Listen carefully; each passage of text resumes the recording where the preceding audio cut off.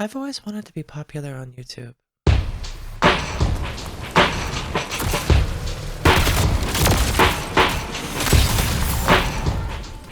It seemed the place to be. Growing up, I never felt I truly belonged anywhere in particular. Not where I was, not where I had been, and not where I was going. For a lot of my life, there wasn't even a place I felt I was going. To put it bluntly, I didn't think I would make it this far. My teachers and all the adults in my life would always tell me that I would get over my social anxiety, that through perseverance and continued exposure, I'd be able to talk in front of people. They said this in my first day of kindergarten when I couldn't answer the roll call because my heart was beating out of my chest. And they said this in college when my counselor urged I take a speech class that I failed because I'd rather have been a failure than stand up in front of 10 people and give a speech. To them, this was a growing pain. Like all normal kids, I would age and become, well, normal. But to me, this was just pain. I struggled in school because of it. Presentations made me want to jump off a bridge into a shallow stream. Being called on in class felt like a Gorgon's gaze. I hated every single moment of it.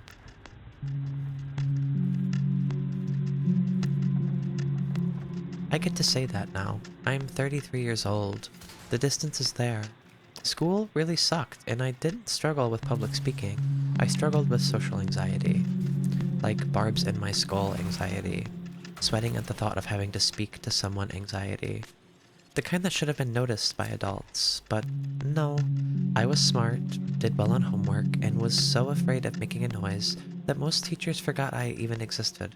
So many people are just happy that kids aren't annoying, and don't realize that kids are annoying because, well, they're children, and when they're not annoying, that maybe something's up. Anyways, I say all of this because despite this, I wanted to be a writer, a storyteller. I loved cartoons, sitcoms, movies. I would dream up my own shows with my own characters, mostly bastardized versions of whatever season of Digimon I was watching, or ripoffs of Power Rangers, but they were my own, and I spent a lot of time doing this. My friends and I would go out into the woods and act these shows out. During recess, we'd rehearse and run through scenes, sometimes over and over again. We shared the roles of writers and actors. We had our own OCs, our own shared universe, Kingdom Hearts style.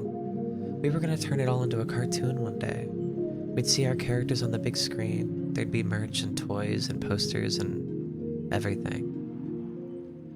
It turns out you have to pitch your ideas, though. You know, present them, stand in front of people and speak. My heart raced at the thought of that. I knew I couldn't do it. In my head, Hollywood and Nickelodeon, which was the Hollywood of cartoons, were as inaccessible as school. I would be quiet, as I always am, and go unnoticed. My ideas would die on the seafloor. Then came YouTube. This place where anyone could do anything. I could find my own path and not rely on the old ways. It felt like a place I could belong because there were no rules for how to belong. I didn't have to squeeze myself into a mold. I could just be. This might surprise you, but this is not the first video I've ever made. Well, obviously. But it's not the first channel I've made either. Several have come before it. There was a stint where I was obsessed with Balloon Shop, and so my friends and I made a ton of sketches, recorded them on the only camera we could afford, and edited them to the best of our ability. I cut my teeth on a pirated copy of Sony Vegas, learned how to fake gunshots in After Effects, again pirated. But it never went anywhere. We posted them on MySpace, and I remember some girl who lived a few towns over thought I was cute, and I got so embarrassed I turned myself into a slug for the rest of the year. I'm sorry. After that came Machinima. Soda God, Red vs. Blue, John CJG. I used to love John CJG. Also known as Digital Fear, with 3s instead of E's back in the day. He had this fun series, Army and the Chief, which was part live-action puppeteering and part machinima. But he also had Deus Ex Machina, which was a pastiche of superheroes and crime drama detective stories. I don't know if it holds up now or if it's even online anymore, but it blew my mind as a teenager. You know, I had seen Red vs. Blue, I had seen people be funny, but I wanted to tell dramas, I wanted to be serious. And here was this kid doing it, using Halo. So I had to try, both comedy and serious machinima, whatever popped into my head. I tried them all hoping that Machinima, the company, would offer me a contract, Turns out they sucked and everyone who worked for them hated every waking moment of it, but I was 14. I didn't care.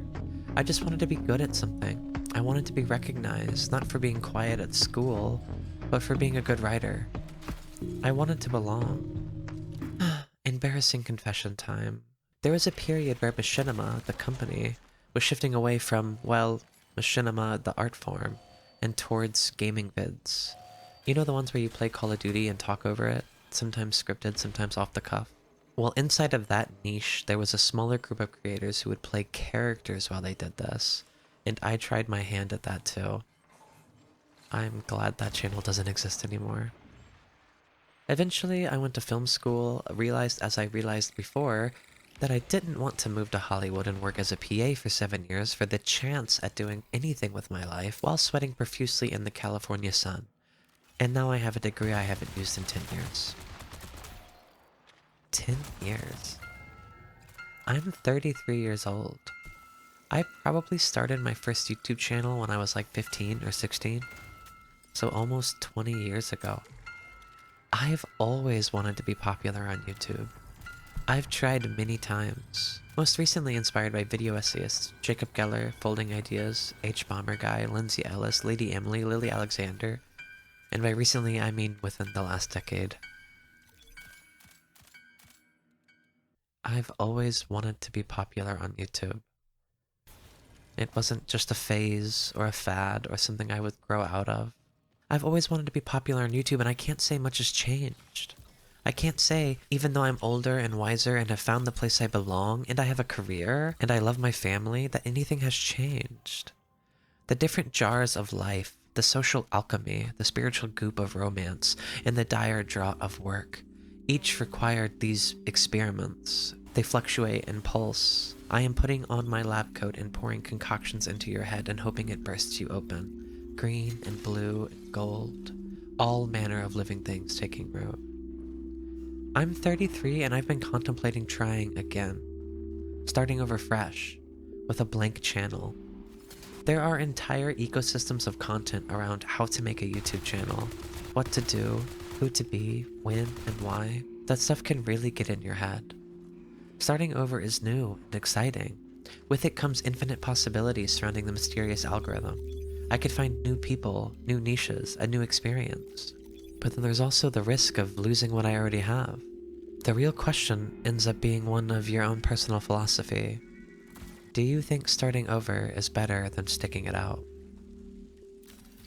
It never rings true to me when somebody ends their essay with a point, a moment of clarity that sets aside all that came during and before and exchanges it pennies on the dollar for something concrete, euphoric, and empty, offering to those listening the possibility that the friction inside of them will also be concrete, solidified, and with end.